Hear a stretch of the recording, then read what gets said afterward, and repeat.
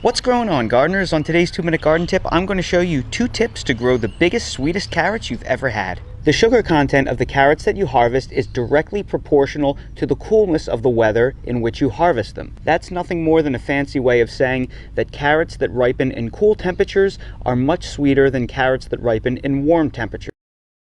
Somebody lied, and I want to know who. Since I do not consider you to be stupid, you must have known that your vaccine is basically worthless at best, potentially harmful at worst.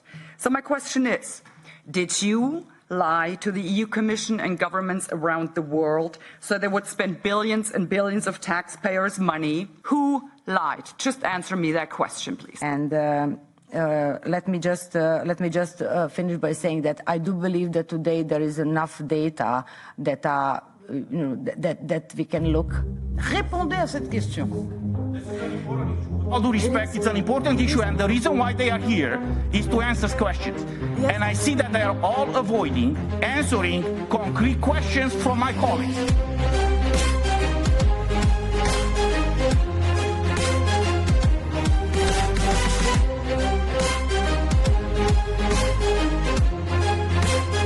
Thank you very much.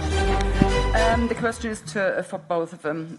When these vaccines became available, we were promised it would prevent contraction and transmission of COVID-19.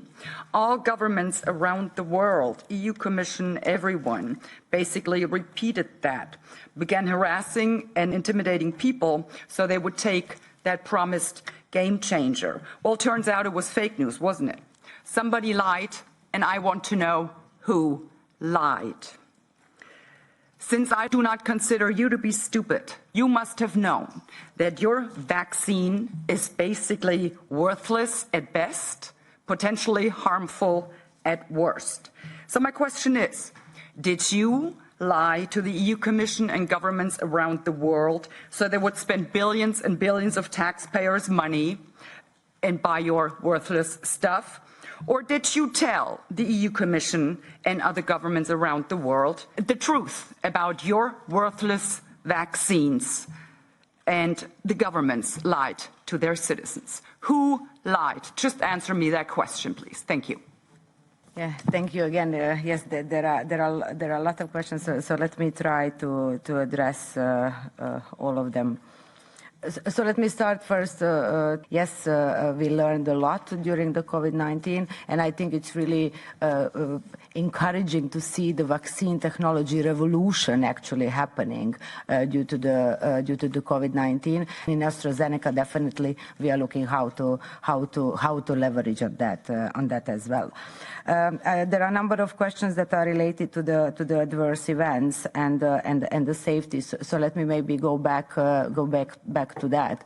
So when you are vaccinating billions of people, are clearly showing that the probability of the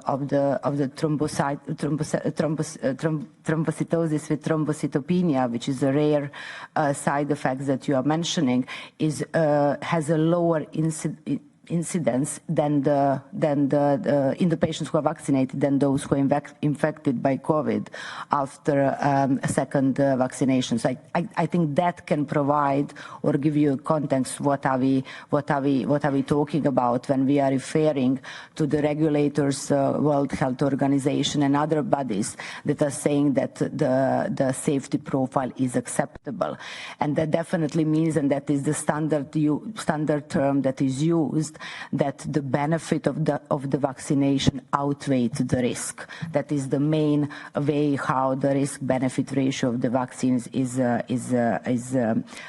considered. So now, Mrs. D'Amato, I really want to address your question. And yes, I'm aware of the cases, and in AstraZeneca we are deeply sorry for what happened. I think there are no words to describe how terrible that is for those patients and their families. Let me just finish by saying that I do believe that today there is enough data that we can look critically and make a judgment on what was the impact of the vaccines. I think the very relevant and respected medical journal, Lancet, I'm sure you are aware of it, published the very clear data saying that vaccines saved 20 million lives in the first year of the vaccination. So I will stop here, and again, thank you for all your questions and your interest. Fine. I'm sorry, but de base de transmission. Sur la transmission, vous répondez pas à la question. Est-ce que les vaccins transmettent le virus? À combien? Ou est-ce qu'ils ne transmettent pas? Répondez à cette question. 30 seconds, and then I go to... So You were asked by our colleague here about the liabilities, and you avoided to answer this question. So my question to you is, why are you pushing the liabilities on the states and on the people who receive these vaccines and might have, and I say might have, adverse effects, while you get all the profits?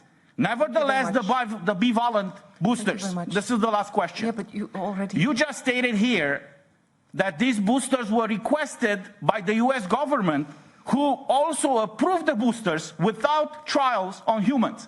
So I'm asking you, do you think this is fair?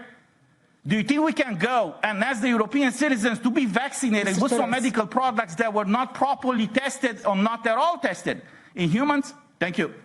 Mr. Terrace, next time I'll deduct 40 seconds from your speaking time. This is an important issue. With all due respect, it's an important issue, and the reason why they are here is to answer questions. Yes. And I see that they are all avoiding answering concrete questions from my colleagues. Yeah, but it's also respectful for your Well, colleagues. they have to be transparent here, and so far they haven't been transparent. Thank you. as I mentioned, and I think you would understand that what I say is that there is enough data, and I pointed for on a number of them that is proved. No. This is not going to work. This is, we're going to listen to the answer, yes, and if necessary, we can ask a written question to all the vaccines producers to come up with the data, if possible, and whatever, but not this way.